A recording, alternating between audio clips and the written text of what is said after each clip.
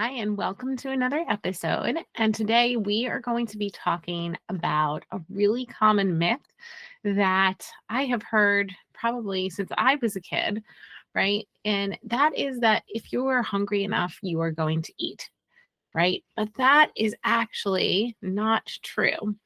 And if you have a child who is very fearful, you might already know this to be true because you have seen it many, many times before, right? Kids who have a fear of foods or of eating foods, of trying new foods, of eating foods that look anything different from their safe foods, right? You know that those kids, when presented, you can present them with tons of new foods 100 times in 100 different creative, fun ways, but they are not going to eat that food for you. Right. So if this is you, definitely listen to this episode because we are going to break down this myth and how it is actually really wrong, right? Biologically, it doesn't make sense with how our body works. So let's break it down, right? Kids will eat when they're hungry. We know that this is not always the case.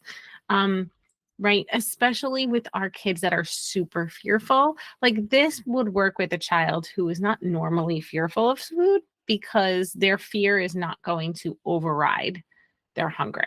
But in children where their fear is very, very strong and has a strong hold on them, fear is always going to trump their hunger cues, right? And here is why, right? So it's very biological, actually. There's a lot of science behind why this is true. So it all starts with the sympathetic nervous system. So what happens is as soon as you have a fear response, a certain hormone is secreted into your bloodstream, right? You have a stress hormone, like your adrenaline, right? So imagine that you yourself are very scared. All of a sudden, you're in a dangerous situation, right? So adrenaline will start to rush throughout your body. Okay. It's to prepare your body for immediate action, also known as fight or flight, right? So you're either going to fight your attacker or flee your attacker or situation, right? So that's what fear, that response does to your body. So it's just like chemical reaction that happens, right? And when that happens, there's a signal that will also release a hormone, cortisol. So what's going to happen is that it's going to increase this level within the blood, and it's going to suppress all of the non-essential functions for fighting or fleeing, right?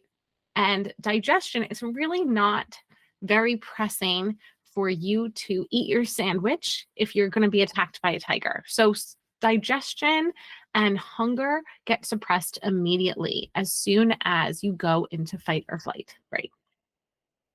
So also what happens is your blood flow in the body actually starts to change and move, right? So it's taking the blood flow from any non-essential system like your digestive system, and it is pumping it to the essential areas. It is getting it to your muscles, to the brain, to your heart, right? So this will allow your body to jump into quick action, right? Because again, the body's response to fear is to either fight or flight, right? Flee the situation. So all the blood is going to rush from digestion, anything going on with digestion, and it actually leaves and it goes to all of the parts of your body that are going to help it to survive, essentially, right? So this goes back to very basic biology of how humans survive, right? So our fear helps us to survive, right?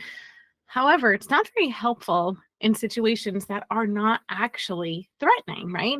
And you might associate this with phobias, right? People have fears of things that are not actually life threatening, right?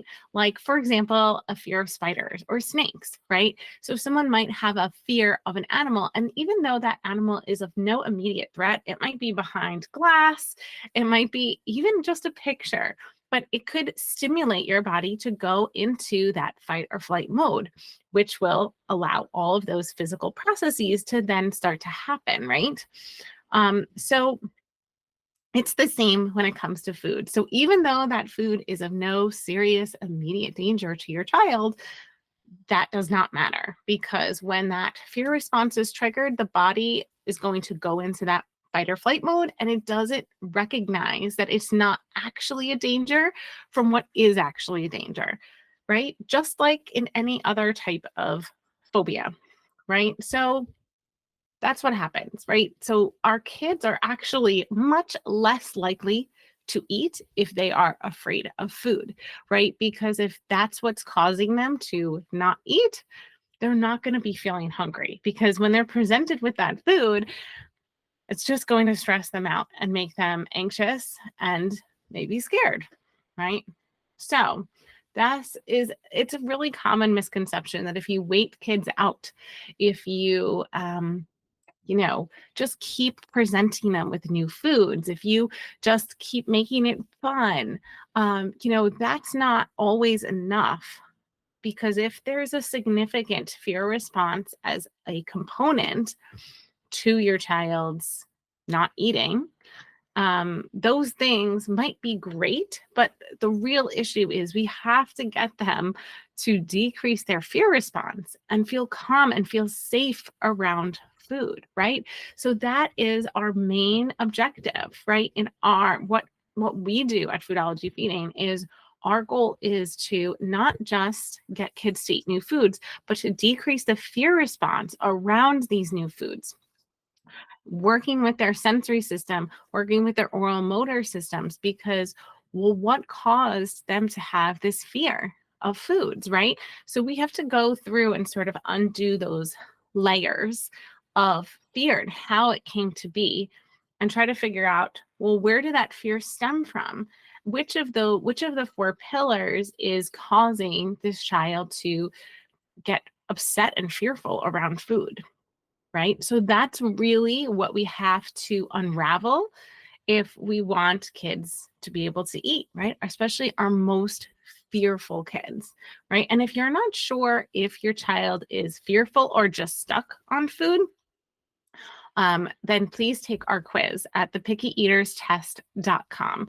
Okay, there you can find out what type of eater your child is, and you can learn more about our program on how to get them from fearful to a foodie, right? Because it all starts with unraveling the fear response. We're not going to get very far if they're still afraid of new foods. Okay. So, um, you know, with our picky eaters, we can see fear.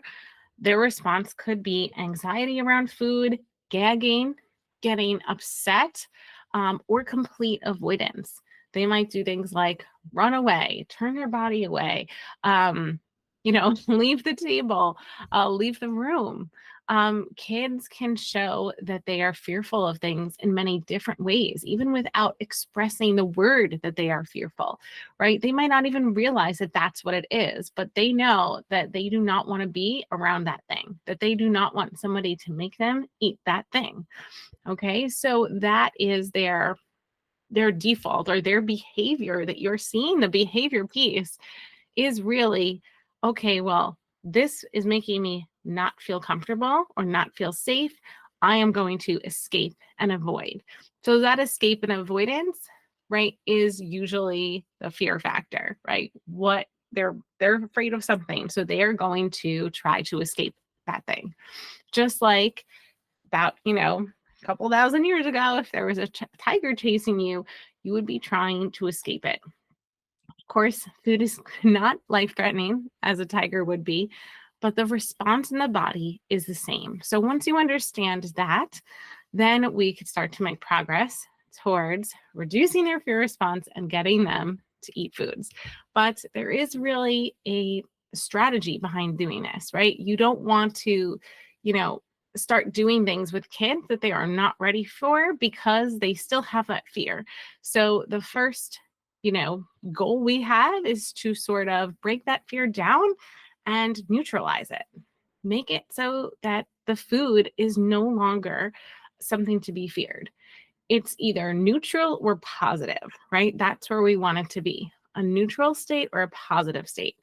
And that's actually what our program Unlocking Mealtimes does, is we break everything down into manageable pieces, starting with the fearful and making sure that we are addressing it in all of the small ways so that it becomes food is neutral now or a positive thing. And then we can start seeing some progress. But we're not going to until we get that fear response lowered. So if this is your child, definitely please check out that test and see what kind of a picky eater your child is. Are they actually quite fearful of food? The website again is thepickyEatersTest.com, and you can find out in 2 minutes what type of eater your child is and start to get on the right road to recovering from this fearful response to food. All right, we will see you in next week's episode. Thanks so much for joining us and have a great day. Thank you for listening to How to Unpicky Your Picky Eater. To learn more about achieving your child's feeding goals, check out Christine's website at foodologyfeeding.com. And be sure to tune in next time to How to Unpicky Your Picky Eater.